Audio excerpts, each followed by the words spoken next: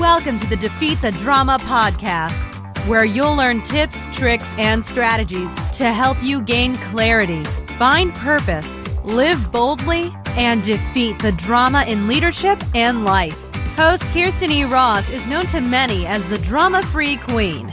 She is the undisputed expert of transformation. She'll move you from resigned, resentful, and overwhelmed to focused, engaged, and empowered.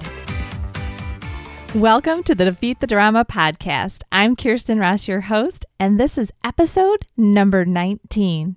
I am thrilled that you're here today. I'm going to be talking about how leaders create a business culture, lessons from Roger Connors and the Oz Principle. This is a book that I absolutely love, and for years I had been talking to my clients and describing in my words how leaders create a culture, but in this book, they have, and it's actually Roger Connors, Craig Hickman, and Tom Smith, but they've written brilliantly about how leaders play a unique role in creating a culture. So it's by your title and position that you're the most powerful force. And now if you're starting to say like, I don't bring the drama, and you're starting to feel defensive, I'm going to encourage you to go back and listen to my episode where I talked about influence versus blame. So this isn't a focus on blame, but it's a focus on you have the opportunity to change it. So that's the good news. So let me share how they just simply illustrate in such a powerful fashion how a culture is created. So leaders create experiences. Those experiences for their team create beliefs among their employees. Those beliefs drive actions, and the actions create business results. And those business results are either the ones that you want or they're different business results. So let me say that again quickly. So leaders create experiences moment to moment inside your business. Those experiences for the employees create beliefs. The beliefs drive actions, and the actions create the business results, either the ones you want or different results.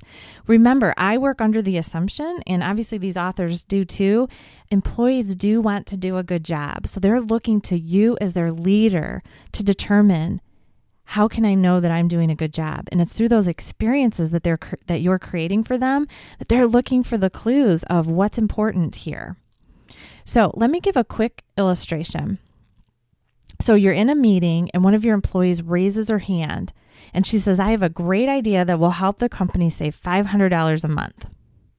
The leader's response to this initiative will create a belief in her mind and in the minds of all the other employees sitting around that table. So if the leader responds with excitement and says, that's awesome news, let's implement that right away. Thank you. Oh my gosh, thank you. If anyone else has similar ideas, please share them. The experience will be positive and generates a belief that it's good to be innovative and take initiative. Saving money is valued. So this belief will drive actions that are consistent. So the result will be the team will seek out ways to save money. They'll take initiative. They'll be creative. They'll share their ideas. Okay, so there's an experience. It's a positive experience. So that creates a belief, and the belief creates the actions. If, on the other hand, the leader responds with anger and says, why are you wasting your time on things like that? That's not your responsibility. You need to focus on your job. If that's the experience, the belief generated in that scenario is that taking initiative is not valued. And as a matter of fact, it can get you in trouble. As a result, each team member will focus only on his or her own job. When they see quality issues or problems that affect customer service or profitability, they'll just keep their heads down and their mouths shut. And you can figure out how this impacts the organization. So you see, as a leader, you're creating experiences for your employees throughout every day, moment to moment, that generate beliefs. So are you being intentional about the experiences that you're providing? Are the experiences aligned with the stated mission and vision of the organization? Will they generate the results that you desire for your business? So stop and think about it. And remember, all this information is going to be in the show notes at defeatthedrama.com for this episode. But I really want you to put on your thinking cap and really think and be real. What kind of experiences are you creating for your team? What you choose to focus on, ignore, reward, tolerate, celebrate, express anger or frustration over, all of those things send messages to your team about what you value and about what defines success in your organization. And remember, they want to do a good job. And each of these experiences ultimately drive results. So your team will take action based on the beliefs they hold. The resulting culture will either support you in your efforts or will stand in the way of progress. So if your actions throughout the day are not consistent with the message you give in your annual rah-rah speech, if you have one, the daily actions win every time. So there's what it says in your manual and your policy manual, or what they hear at orientation, or what they hear at a quarterly or annual meeting. And then there's the moment-to-moment experiences that they're having. And that's really what's driving it. So stop and think, are you being consistent? Are you that anger monger leader, or are you being really, positive and encouraging? So pay close attention to the experiences you're creating for your team throughout each day. Work to make sure that they're aligned with the kind of culture you need to support your mission. In the very first episode of this podcast, I told a story that's called The Tale of Two Banks. And I encourage you, if you haven't heard it, to go back, listen to episode 1, where I talked about why having the right culture is so important. So I'm not going to rehash it, but if you want to go back and listen. So let's look at some of other real life examples of how drama can be generated if a culture is not aligned with your business objectives. So these are from clients I've worked with. I'm taking all identifying information, but so even when you've hired a person with the right skills and personality, employees will transform to fit the norm of a team. People want to fit in. So I've seen similar situations over and over as I begin my work with clients. So let's look at this first example. So a new employee is hired for her high energy and upbeat, positive attitude. Her leader was super excited and thought, she's exactly what this business needs to turn things around. The negativity will be all gone. It'll be a thing of the past once this little ray of sunshine hits the door. Then 3 weeks into her employment, she's acting exactly like the rest of the team. What happened? The cause? Her team oriented her to here's how things work around here. And it's human nature to want to fit in. So she was thrown to the wolves and it was sink or swim time. So the diagnosis, you can't expect a new person in your business to bear the responsibility of transforming an entire culture. So in this instance, and again, you might not see a 100% personality transition all the time, but it's going to be hard for a person who truly to their core doesn't fit in with a negative culture. So they're going to transition somewhat. And, and in this scenario, the expectations hadn't even been communicated to this employee. So she was carrying this burden, like her leader's hopes were all on her shoulders and she didn't know it. And, and she was lacking the power of the leader's support. It's one thing if you go in and you say, hey, I'm hitting the reset button, we're creating a new culture, and you support it and communicate it. But to expect one person to go into your department or organization and just model the behavior that you want everyone to model, they're either going to get catapulted out or they're going to kind of transition in and kind of transform and be more like the rest of their coworkers.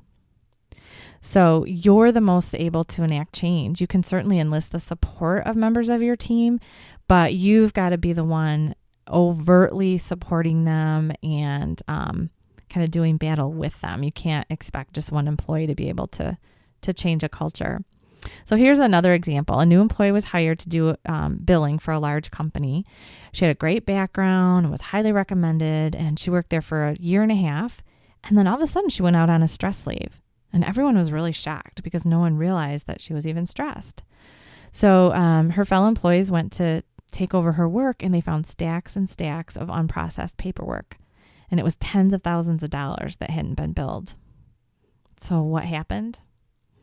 Well, when she first started in the culture, there was no training to orient her to the specifics of the new organization. And then when she was asking questions, her coworkers treated her like she was stupid. So she had a really high work ethic. She wanted to do a good job, but she couldn't. And so she needed the paycheck, and her ego couldn't take all the criticism. So she'd been living with severe stress over the mounting backlog of paperwork and didn't know what to do about it. So it finally just became too much for her, and she took her stress leave, and all that undone work was dumped on the coworkers.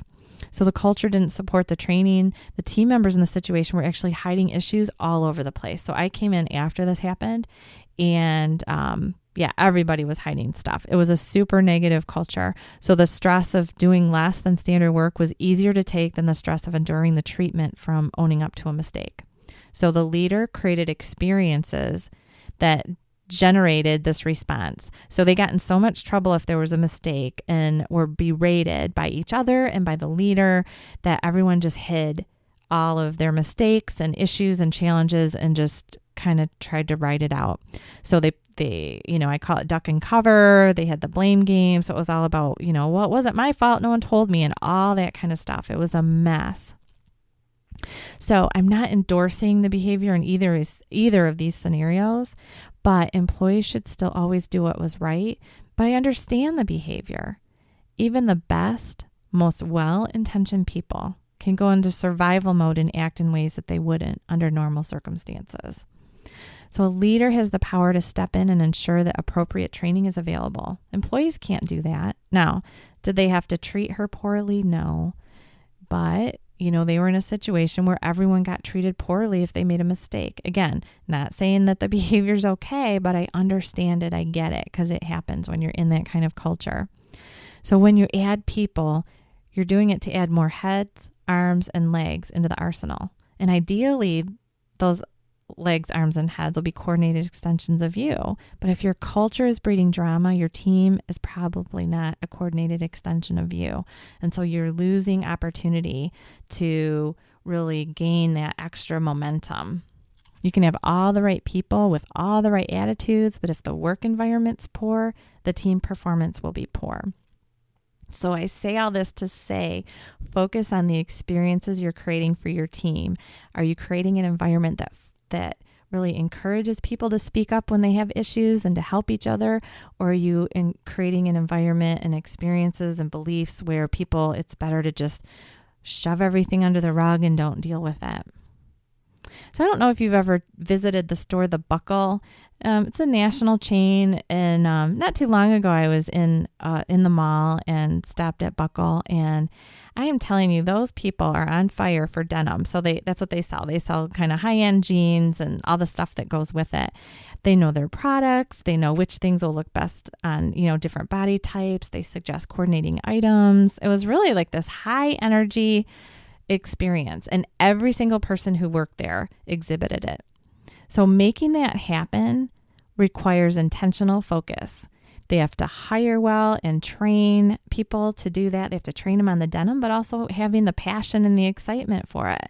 So that kind of culture is never an accident. So stop and think about the kind of businesses that you frequent where the culture is really good and people are upbeat and they work really well together, and think about the experiences that those leaders are probably creating for their team to help that happen. So what kind of culture are you and your leadership team generating? What are you doing to foster more drama and less productivity? What must you change going forward? To be a great leader, you must have vision, integrity, and tenacity. And you, my friend, must be a great leader. Whether you're in a small business or a large organization, your team is looking for you as a guide. And you must have a plan and a purpose and be intentional. Make sure that they know what the true definition of success is in your business, and that you're creating ongoing moment-to-moment experiences that support what you need them to do in your business to ultimately meet your goals. So thank you for listening today. I hope that I've given you some helpful tips from the great book, The Oz Principle, and that you now have a better understanding of how you as a leader help to create the culture in your business. Remember, the show notes are available at defeatthedrama.com. Go to the podcast site and find the episode. Everything that I've talked about today will be there in case you're driving or working out while you listen. I'd really appreciate it if you haven't subscribed already. Hit the subscribe button on that website and subscribe so that you know when I've released new episodes. I'm releasing 3 per week. Also, if you found value, I would love it and appreciate so much if you would submit a review. That feedback really helps me, to know how things are going, and it will also help other people find the podcast more easily. And then support. If you want to support this mission, I'm on a mission to defeat drama inside of one business after another.